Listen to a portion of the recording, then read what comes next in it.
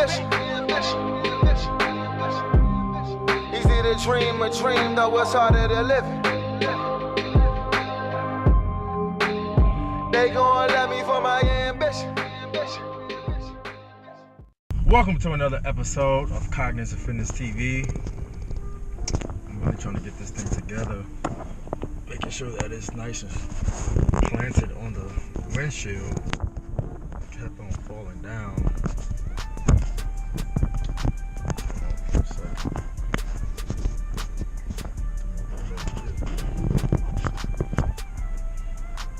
Man, it was a very, very eventful weekend. A lot of stuff went down. Most importantly, before I start off, man,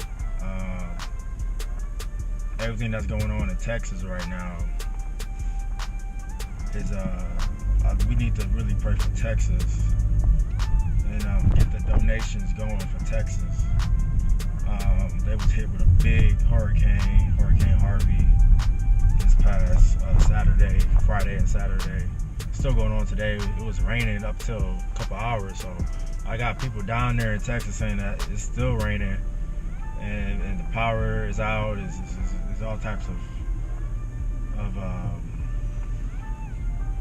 flooding that's going on. That's basically paralyzing the society down there. And we need to do everything in our power up here and everywhere across the globe to make sure that Texas gets our assistance and our help. So any type of donations. I don't like going through the Red Cross just because they've been acting real funny style, especially with the event that went on in Haiti. They really didn't put any money towards Haiti. So I'm going to be looking at any other type of tangible solutions in terms of donating to foundations, make sure that the money goes to the right people, because you do got a lot of scam artists out there that's trying to collect funds and just scam the system. So be on the lookout for that, and just keep Texas in our prayers. Got a lot of people down there in Texas and in the Houston area specifically. So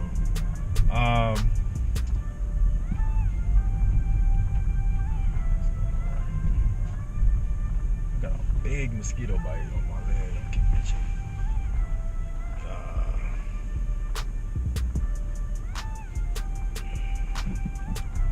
But man, it was a very, very eventful weekend. A lot going on.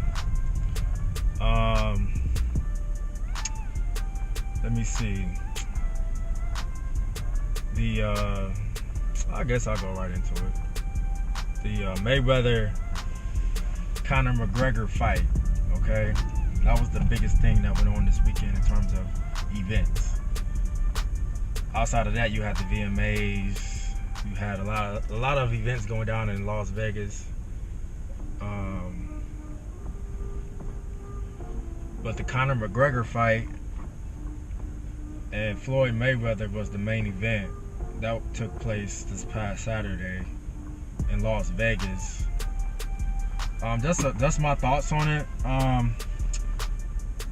It's 2017, and Floyd Mayweather has been boxing since, I'm gonna say, I think around 96 when he came in as a rookie. And the man is undefeated, right? He's 49-0, but he still gets disrespected like he's a rookie. Like, to even place a bet against him is absolutely crazy. It's crazy. And it shows the disrespect that this man has. You can disrespect him outside of the ring. Outside of the ring, he's done some real shady stuff, especially with domestic violence. And does not being a good role model for his kids and everything. But inside the ring is where I primarily focus. Or is where I judge Floyd Mayweather in terms of boxing. I'm talking boxing right now. Okay? So in boxing, he came in at 96. I want to say 96. Because 96 is the same year as like Ray Allen and Allen Iverson, Kobe. I want to say that year Jay-Z came in, 96. So I want to say 96. And the man is undefeated, right? He was a pretty boy Floyd Mayweather at that time, during that era in boxing, in his boxing career. He later on changed his name to Floyd Money Mayweather. Okay, that was later on, but early on when he was knocking motherfuckers out, when he was knocking people out, he was Floyd Pretty Boy Mayweather. And you know, just to be undefeated at this stage of his career, it speaks for itself. Like, he's the best at what he does, and he's been doing this for a long time. And for McGregor, who's relatively still new to the UFC, for him to make a jump, a drastic change in combat, because people think UFC and boxing is the same. People think, oh, just because they box in UFC, you can just go over into the boxing world and dominate. That's not true. And we saw that Saturday night. UFC is the whole body. It's the whole body. So you're gonna be practicing on everything for it, and you gotta have an offensive strategy for everything. Okay, boxing is just your hands. That's it. You're not using your feet, your elbows, none of that stuff. So, you know, it's a drastic change in combat. And for McGregor to even make that jump, I thought it was ludicrous. I was like, man, he's gonna get hurt. I thought maybe he was gonna get hurt, but if not, then he's not gonna stand a chance. And I just can't believe anybody will even place a bet on him. Like, I'm gonna bet on McGregor, like money, like big money. And you know, Floyd Mayweather, his only disadvantage when it came to this fight was his age. Like, he's pushing 40 now. You know, McGregor's like 31. I want to say 31, maybe 30. So, you know, and he hasn't boxed since 2015. So that was the only thing McGregor could use in his advantage. That's the only thing. But the thing is, when you have boxed for this long, okay, when you have boxed for 20 plus years, you become an expert. You become very, very educated in the sport. You know what I mean? You become very, very educated in the sport. You become a master. You master the sport. You master the art that goes into it. Okay? So even if I knew Floyd wasn't going to be the same in terms of speed and power, because like when you just hit 40, it's like something just drastically changes. Like, people just lose it. People just wake up. Athletes wake up and just don't have it no more. So, you know, I expected Floyd to not really be as fast as he was 5 years ago. And when he fought just 2 years ago, he wasn't as quick, he wasn't as powerful. Floyd never really was a powerful type of boxer. When he was knocking people out early on in his career, but later on he wasn't really knocking people out. He was a defensive fighter. You know, he strategized. He had a game plan. He executed his game plan, and he always won. Like, the end result was winning. Okay, I want to win. I don't care how I win. You know, I just want to win. I want to remain undefeated, because that's my go-to. When people say, you know, they don't like me, blah blah blah, when it comes to boxing, I could always say that I was undefeated. So, and I always won. And I left the game a winner. You know what I mean? Like, I was a winner. Despite everything that happened to me throughout my career, I've never lost. I've never taken an L. You know, so he held that high. Like, that was his. He can't touch. Like, you cannot touch this. This is my legacy. Undefeated. That's my legacy. 50-0. That's my legacy. So, you know, with Floyd coming into this fight, I knew just based on experience alone, he can easily beat McGregor. McGregor's been training no more than a year. Floyd been doing this for 20 years. And boxing, there's so much that goes into boxing. People just, they underestimate the sport, really. They underestimate the sport in terms of endurance, in terms of strategy, in terms of counterattack, in terms of defense, in terms of patience. It's a very patient sport. You have to know when to attack, when not to attack. You know, it's a lot of strategy. It's chess. People think boxing is checkers. Boxing is chess. Boxing is hard. I always say, like, cardio, the best form of cardio to me is boxing.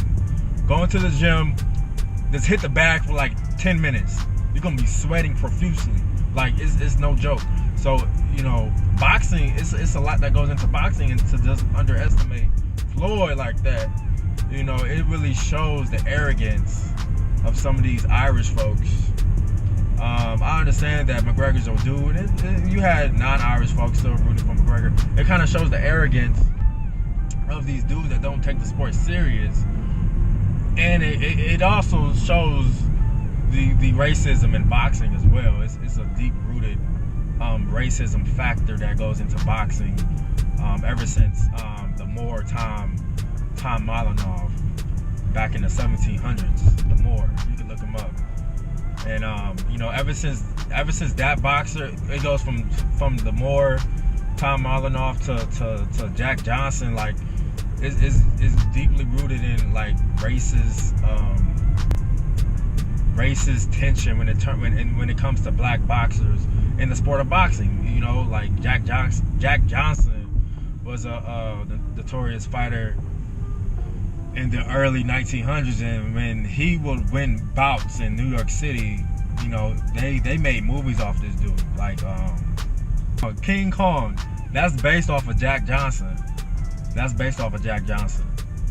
And Tom Malinov, the Moor in 1700s, he would get beat up literally during his fights. He had a fight overseas where he was whooping this dude's ass, and the crowd went into the ring and beat him up, and he still had to fight after that, and he eventually lost. But it just shows the races and the bigotry that's in boxing, and the racism factor and racism element that's in that sport. So, you know, you had that kind of being played out throughout the promotional tour that went on earlier this summer. You know, when McGregor called him a boy, McGregor called Dance For Me, all this little subliminal, little racist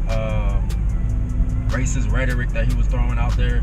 So, you know, that was kind of painting the picture already to be, you know, black versus white. You know, Floyd pretty much symbolizes, you know, the black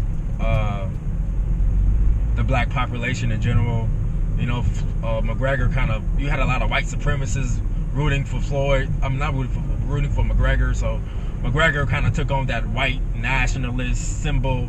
You know what I mean? So, you know, from a racial perspective, it was definitely played out, you know, in this bout. You know, just from the promotional tour up until now. You know, you had what I don't understand is that Floyd is he's an American fighter, so you had even Americans rooting for McGregor. You had Americans. I've seen Americans with the Irish flag. I'm like, ain't you supposed to be, you know, patriot? Like, you're gonna not root for your own country? Like, you know what I mean? So, and then when you came at them from that perspective, they was like, yeah, they kind of felt kind of bad a little bit. You know what I mean? So I've seen videos. Oh, you're not rooting for the American fighter? And they'll put their head down like in shame, you know what I mean? Because that's how you can get them. Like, Floyd's an American fighter. You know what I mean? I'm rooting for the American fighter. You know what I mean? Despite, you know, him being black, he's an American fighter. You know what I mean? So a lot of people kind of discredit the racism factor that's in boxing in general. And the great white hype, the great white hope, and, you know, that whole history of America trying to find that great white boxer that can fight against the black boxer, because blacks have dominated the sport, from Muhammad Ali to George Foreman to Mike Tyson, you know what I mean, to Holyfield, you know what I mean? Like, they literally had to make up a character named Rocky in the 70s just because they couldn't get no great white nothing. Like, okay, we're gonna go to Hollywood and make one up. and that's what they did. And Apollo Creed symbolizes Muhammad Ali, for people who don't know that. So you know, you had that racial element in it as well, you know, and so it kind of forced people to take sides, you know, which side you want to be on, you want to be right, or you want to be on the left, you know what I mean? Like, so, you know, you had that element, but when it came down to it, I knew that Floyd just cannot be beat, especially by this dude. This dude, he's an amateur. He has no experience, right? He has no experience. And boxing is it's a total combat, not a total combat sport. It's a total stratagem of sport. Like, you gotta have a strategy. You gotta have a game plan. And it's easy to get tired so quickly, especially when you don't conserve your energy. Like, so when the fight happened. Message from Christina. Alright, so when the fight took place, okay, the first couple of rounds, you had a lot of people in the crowd that was chanting these Irish chants or whatever, and it was really hyped up. There was like let's go, like, my boy, he's not doing so bad, you know what I mean? Like, McGregor got a couple of hits in. Understand that Floyd game plan could have been totally different. Floyd, his last couple of bouts, people were dissatisfied with him. I personally was dissatisfied. I was dissatisfied with the Pacquiao fight. Okay, because Pacquiao was going at him, but Floyd, you know, in order to beat Pacquiao, you can't beat him offensively, but you can beat him defensively. You can beat him defensively, and that's what he did. So people wasn't too hype about that because, you know, it was a boring fight because Floyd was just dodging. People think he was running. No, he was. I'm not going to beat him offensively. I'm not going to beat Pacquiao offensively. That's not going to happen. But defensively, I know I'm the best in the game, and I'm going to adapt. I'm going to adapt because that's a key. That's a key attribute to have in boxing, is to adapt. And I'm going to implement my game plan, which is defense. I'm not going to get hit, and I'm going to be more efficient than this dude. And that's how I'm going to win the bout. I'm going to be more efficient than you. And, you know, that's going to rub off on the judges because you're not going to hit me, okay? And I'm going to win the bout. So, you know, the Pacquiao fight, in general, it was a lot of hype to it. You know, and personally, I feel like he should have fought him a couple of years ahead of what he did. I think he fought him in 2015. The Pacquiao fight was 2015, I want to say. Or 2014. Was it 2014? I think it was 2015, yeah. It was in May. 2015. So the Pacquiao fight was dissatisfied. His 49th bout with I forgot the dude's name.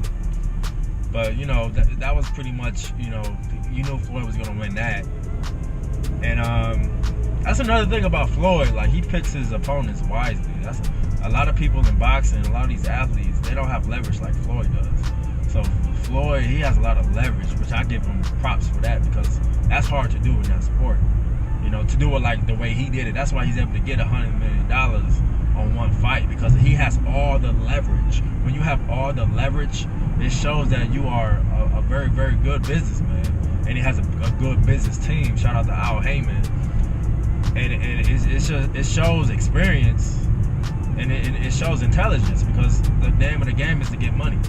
Like, at the end of the day, the name of the game is capitalism, baby. Everybody know that. So, you know, I get after Floyd, but McGregor, he was coming at him the first couple of rounds. Like, I had it a tie bout up to round 4. Up to round 4, it was a tie, and it was a tie based on the fact that Floyd Mayweather, he wanted it to be a tie. He could have easily had all those 4 rounds if he wanted to. Just go back and just defend. Just do what you do. Just defend. He could have easily did that. But, you know, he wanted to owe the fans a better fight. So he was attacking. But one thing about Floyd that I've seen different from this bout than other bouts was that he was actually missing a couple of shots. which, you know, McGregor, I kind of get that to McGregor a little bit. You know, I underestimated him. I didn't think that he would avoid as many shots as he did. You know, that speaks to his training or whatever. But, you know, Floyd was missing some shots. So just because Floyd was on the offensive, you know, game plan, you know, he's gonna get some hits. McGregor's gonna get some hits, and he got a couple of hits. Just because when you attack, that leaves you open for a counter attack. So McGregor had a couple of counter punches that was pretty good. That landed on Floyd. Surprisingly, it landed, but it didn't phase Floyd. And once it didn't phase Floyd, I think McGregor, because McGregor usually when he punches a dude in UFC, he gets knocked out. You know what I mean? But Floyd wasn't phased by his punches, so psychologically, McGregor is like, I gave it my all my first 4 rounds. Oh man, I got another 8 rounds to go. Psychologically, how I'm supposed to do this? I'm supposed to come out here another 8 rounds and match the energy, but I already know deep down inside, Floyd, he gets better as the rounds go on. Everybody knows that. Everybody knows Floyd best rounds in fighting is like 6, 7, 8, 9. He ends the fight by like round 9 or 10. 11 and 12 is like, whatever, I already won. So in terms of judging, because he knows it's gonna go 12 rounds and I'm gonna get all the points in round 6, 7, 8, 9, 10. I'm gonna get all the points, so I'm gonna win the fight. So, and Conor, he studies tape, he knows this. So if Conor, he gives his all. First 4 rounds, Floyd is literally laughing at him in round 4, and going into round 5, I can sense the fatigue factor kind of weighing in, because UFC is only 5 rounds. UFC is only 5 rounds. Boxing is 12. Okay, so you know, I just knew that if he didn't get a lucky punch, you know, if he didn't get a lucky punch, then it was going to be over by round 5. I kind of gave it round 5, and that's exactly what happened. Round 5, 6, especially 7. I tweeted that. Round 7, he got utterly destroyed. I was like, this fight is done. Round 7, and then round 8, back to back, 7 and 8. I was like, man, he not getting any punches. The energy level is down on McGregor's part. Floyd, like I said, he gets better. He gets better as the rounds go on. So this is his prime time rounds right here. 7, 8, 9, 10. So, you know, psychologically, that started to wear on McGregor.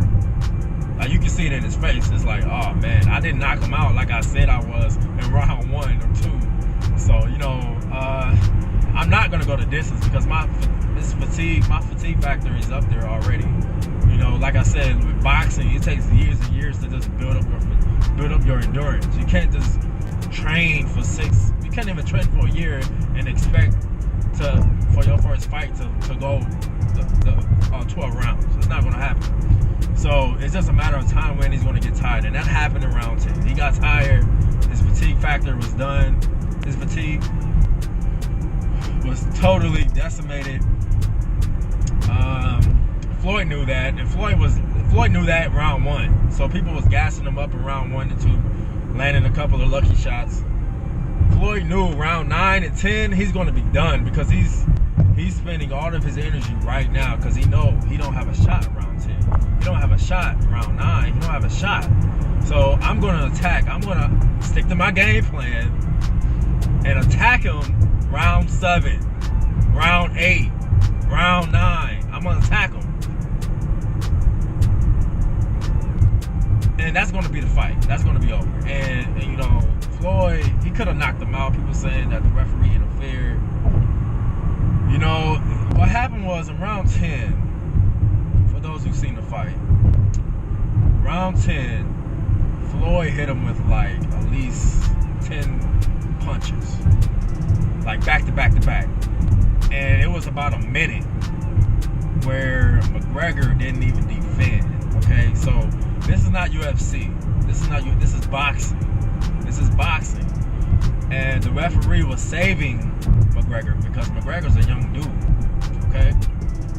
When you don't defend yourself for a minute and you're getting hit in the face, your fatigue factor is showing. You're tired as hell. The referee sees this. The fans see this. Floyd is just eating you up. You gotta stop the fight. This is boxing. Of course, in the UFC, McGregor's been bloodied up, but this is boxing. This is not UFC. This is boxing. So you gotta stop that. You gotta stop the fight. And it was like a minute left. It was a minute left. A minute left. At that state, psychologically, it's like 10 minutes. So if the referee didn't stop that fight, Floyd was about to knock him out outside of the ring. That's where it was going. Floyd was about to knock him out outside of the ring. He was on the ropes. Floyd was about to knock him out, and he was going to land outside of the ring. That's where I think it was going.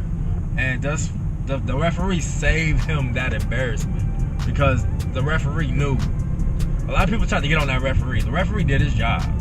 The referee saved McGregor. A lot of people was like, all right, just knock him out. We paid big money for this. Like, the referee knew that, you know, this dude's 31 years old. He might fight again. He might have a boxing. I'm trying to save his brain cells. I'm trying to save his body. You understand? Because the punches, Floyd is not a hard-hitting puncher, okay? But the punches, it adds up. It adds up. It adds up. So these small punches that Floyd hits, he don't have a lot of power. Especially, he has soft hands. He has fragile hands. He admits that, you know. But the punches, eventually, it adds up around round 9 or 10. So, you know, Floyd was definitely giving him damage at that point. As much as McGregor doesn't want to admit to it, he was giving him damage. He was giving him a lot of damage, and he was getting a lot of heads because McGregor's hands was like all the way down. He wasn't defending himself, and he wasn't fighting back. So he's getting head shots. He's not even getting body shots. He's getting head shots right to the head. And there's something called a CTE. Look that up. And the referee knows this. And he's trying to save him. He's trying to, hey man, I'm trying to save you, dude. The fight's over. The fight was over up until that point anyway because Floyd, the fight was a tie up to about round 4. And after round 4, 5, 6, 7, 8, 9, 10 was all Mayweather. He won all those rounds. Every single one. Especially 7 and especially 8. Okay? So the fight was already done. You know, and the thing is, a lot of people knew that McGregor was going to lose. But if McGregor would go the distance, with Floyd, that would be a win to them. That would be a win. If he went the distance with Floyd, oh man, he didn't look that bad. He went the distance. But nah, you're not going to go the distance with the champ. No, we're not going to let that happen because the fight was over. The fight's over at 10, stop it at 10. Don't let it go any further because people would like to gas that up. Oh, I went the distance with the champ. He's 49-0, but I went the distance with him. I only trained for about 6 months, and I still went the distance. And I landed more shots. They tried to throw out that stat that he landed more shots than Pacquiao. I'm like, the Pacquiao fight was a defensive fight. It was a totally different fight. Floyd opened himself up way more in this fight than the Pacquiao fight because, like I just said, he owed it to the fans, and it's McGregor. So you want to give him the hands. Like, it's McGregor. You know, he's not going to have no combat. He's not going to have no counter punches. He's not. He's not going to have any counter punches. But if he would have fought Pacquiao like that, and Floyd was missing. So those misses, Pacquiao would have had counter punches. Pacquiao would have gave him that work. And he knows that. So it's a totally different fight. I can't be going all out against Pacquiao. I got to be more reserved because Pacquiao, he has quick hands. And he's an offensive talent. okay? He's an offensive boxer. So I can't be throwing hands like that. But with McGregor, 6 months training, I could throw hands. He's not going to have any counter punches like that. He probably have 1 or 2. So in return, he's going to look like he's hitting me more.